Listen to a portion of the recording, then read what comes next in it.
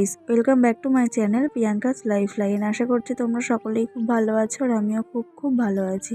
তো আজকে আর কোনো ব্লগ ভিডিও নয়, ইচ্ছে হলো একটা রেসিপি ভিডিও বানানোর। তো সেটারই ছোট্ট একটা প্রচেষ্টা। আজকে আমি বানাবো কাতলা মাছের কালিয়া। তার জন্য কাতলা মাছগুলোকে খুব ভালোভাবে ধুয়ে নিয়ে তার মধ্যে দিয়ে দিচ্ছি নুন, হলুদ গুঁড়ো, লঙ্কা গুঁড়ো আর মাস্টার্ড অয়েল দিয়ে খুব ভালোভাবে মাছগুলোকে মাখিয়ে নেব। এরপর আমি মাছগুলোকে 10 মিনিটের জন্য রেস্টে রেখে দেব। 10 মিনিট পর কড়াইতে মাস্টার্ড অয়েল দিয়ে তেলটাকে খুব ভালোভাবে গরম করব। যখন তেল থেকে ধোঁয়া উঠবে তখন আমি মাছগুলোকে একে একে উল্টে পাল্টে খুব ভালোভাবে ভেজে নেব।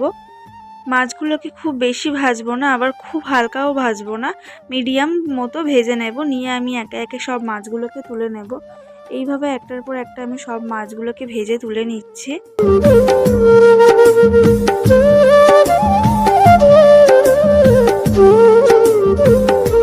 এরপর আমি ওই মাছ ভাজা তেলের মধ্যে আরও একটু সর্ষের তেল দিয়ে তেলটাকে খুব ভালোভাবে গরম করে নেব। তারপর ওর মধ্যে দিয়ে দেব দারচিনি, এলাচ ও লবঙ্গ। এরপর ওই তেলের মধ্যে আমি দিয়ে দেব কুচিয়ে রাখা পেঁয়াজ। পেঁয়াজটাকে খুব ভালো করে বাদামি করে ভেজে নেব। পেঁয়াজটাকে খুব ভালো করে ভেজে যেতে হবে যতক্ষণ না পর্যন্ত বাদামি রং চলে আসবে পেঁয়াজটার মধ্যে। তারপর যখন বাদামি রং চলে আসবে আমরা পেঁয়াজের মধ্যে দিয়ে দেব একটু চিনি। চিনিটাকেও খুব ভালোভাবে ভেজে নেব। তারপর আমরা দিয়ে দেব পেস্ট করে রাখা পেঁয়াজ। পেঁয়াজ ভাজার সময় চিনিটা দেওয়ার কারণ এটার রঙটা খুব ভালো আসবে। পেস্ট করা পেঁয়াজটাকেও খুব ভালো করে ভেজে নিয়ে তারপর আমি এর মধ্যে দিয়ে দেব আদা, রসুন, কাঁচা লঙ্কা বাটা আর টমেটো বাটা দিয়ে আবারও খুব ভালো করে এটাকে কষাবো। যতক্ষণ না অবধি মশলা থেকে তেল ছাড়বে ততক্ষণ পর্যন্ত এটাকে কষিয়ে যেতে হবে। তারপর আমি দিয়ে দেব এর মধ্যে একে একে সব মশলা, যেমন ধরো নুন, হলুদ গুঁড়ো, লঙ্কা গুঁড়ো, জিরে গুঁড়ো দিয়ে খুব ভালো করে আমি এটাকে কষিয়ে নেব।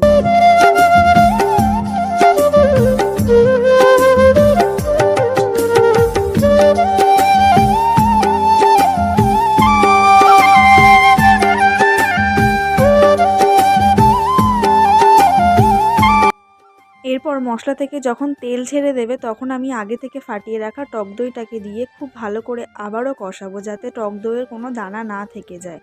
তারপর আমি এটার মধ্যে সামান্য জল অ্যাড করে দেব, দিয়ে আবারও এটাকে খুব ভালোভাবে কষিয়ে যাব যতক্ষণ না পর্যন্ত সব মশলার কাঁচা গন্ধটা চলে যাচ্ছে।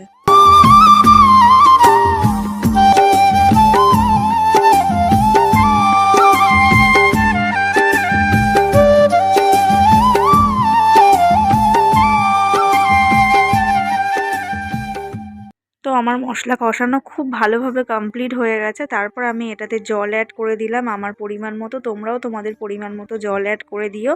এরপর যখন গ্রেভিটা খুব ভালোভাবে ফুটে উঠবে তারপর আমি মাছগুলোকে এর মধ্যে একে একে দিয়ে দেব। দিয়ে গ্যাসটাকে একদম স্টিম করে রেখে আমি 10 মিনিট এটাকে ভালোভাবে ফোটাবো। তারপর আমি এটার মধ্যে দিয়ে দেব সানরাইজের শাহি গরম মশলা, ওপর থেকে ছড়িয়ে দেব। পারলে ওপর থেকে তোমরা একটু কাঁচা ঘি ছড়িয়ে দিও। আমাদের বাড়িতে কাঁচা ঘিটা কেউ পছন্দ করে না, তাই আমি দিলাম। তো রেডি হয়ে গেল আমাদের অনুষ্ঠান বাড়ির মতো কাতলা কালিয়া। তো এটা খেতেও একদম অনুষ্ঠান বাড়ির মতনই হয়েছে।